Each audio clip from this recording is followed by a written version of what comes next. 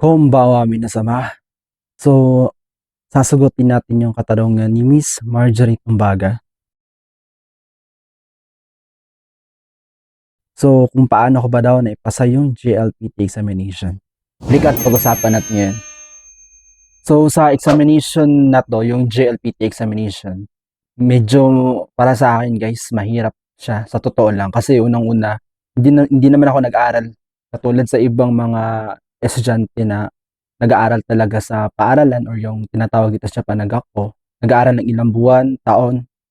Basically, yung pag-aaral ko lang ng Nihongo is self-study lang talaga ako, guys. Well, kahit papaano, meron naman akong alam na Nihongo pagdating ko rito sa Japan, pero hanggang greetings lang, basic Nihongo talaga. Hanggang nagtanong lang kung ganito, ganyan. So, paano ba ipasa yung JLPT despite sa situation ko na may trabaho ako and then napaka-busy ng trabaho namin, napakabigat ng trabaho namin. So, paano ko ba siya naipasa? Paano ko ba naipagsabay yung pag-aaral at yung pagtatrabaho ko dito sa Japan? So, sa case ko, no, kasi isa akong factory worker sa isang car company and napakahirap ng trabaho namin, napakabigat, napaka-busy. So, I work 12 hours a day, including the overtime. Most of the time, I work 12 hours a day. At that time when I took the LPT examination.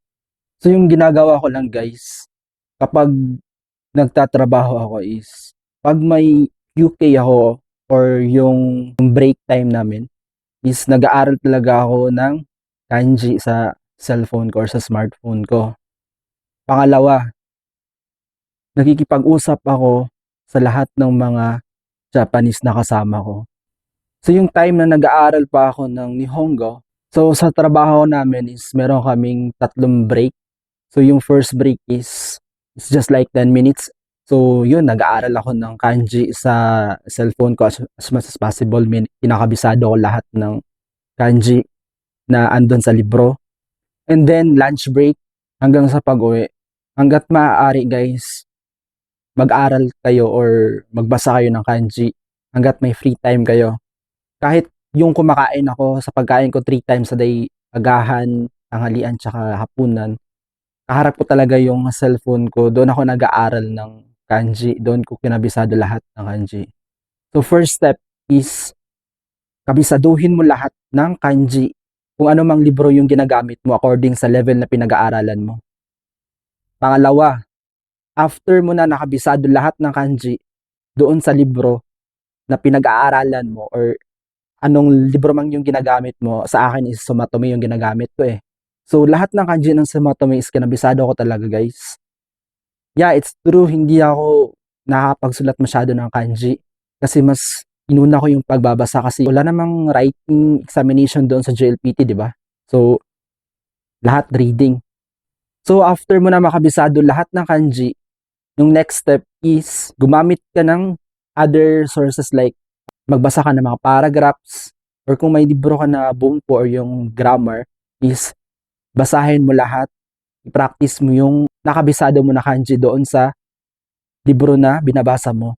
First is medyo mahirap talaga basahin kasi unang-una, hindi naman lahat ng kanji na nasa Sumatomo is lumalabas talaga sa examination. But napakalaking advantage kapag nakabisado mo na yung libro na Sumatomo.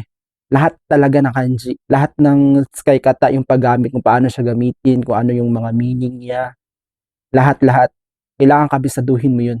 Kapag na-practice mo na yung reading, siguro I think dati nung nag-aaral ako, mga once a day lang ako nagbabasa ng reading or twice a day kasi ang busy talaga ng trabaho guys.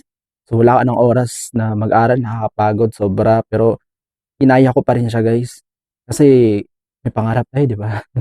Kailangan natin maging JLPT passer. So kapag sa tingin nyo guys na para sa inyo is nakakabasa na kayo ng paragraph, yung susunod is yung ikitori or yung tinatawag na listening examination. So ang pinaka the best advice or tips ko sa inyo guys is kung mahilig man kayo sa anime, no? Or kung fan kayo ng anime, manood kayo ng anime, tsaka ipikit nyo yung mata nyo pakinggan niyo lahat ng sinasabi ng mga characters doon like Naruto, kung ano sinasabi ni Naruto, ganito, ganyan. I-try mo i-analyze yung sinabi niya. Tsaka, tingnan mo yung subtitle after mo pumikit, dilat mo yung mata mo, and then tingnan mo yung subtitle, kung tama ba yung pakikinig mo. So, doon ko na-master yung listening. Hindi man ganun kalaki yung scores ko sa listening, guys, pero naipasa ko siya. Sa mga nagtatanong pala sa akin, guys, kung may JLPT certificate or may I am a JLPT holder pagdating ko sa Japan. To be honest with you, wala, guys. Zero ako kahit man lang JLPT N5. Wala talaga, as in. Hanggang lesson 25 lang kami sa Minano Nihongo, something like that, na book. So, napakahirap pagdating ko dito, guys. Pero, hindi ako sumurrender. Kasi, kailangan mo matuto ng lingwahe nila dito para makapag-communicate ka dito sa Japan.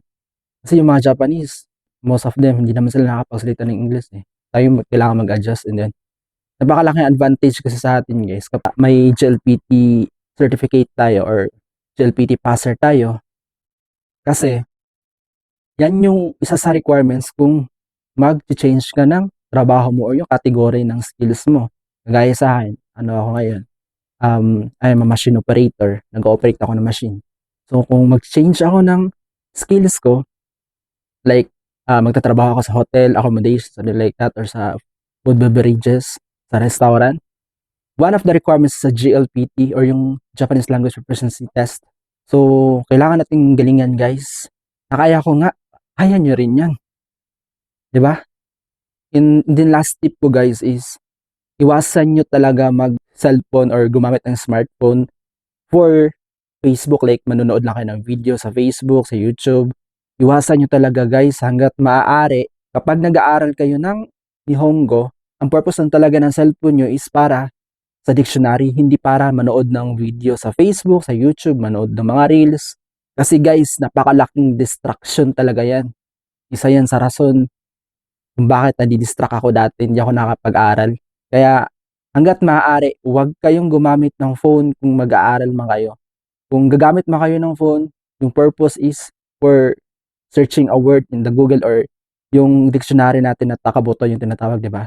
Sa mga baguhan pa dito sa Japan, sa mga kakarating lang dito sa Japan na wala ring JLPT certificate kagaya ko dati, and then plano na mag-take ng JLPT exam ngayong December.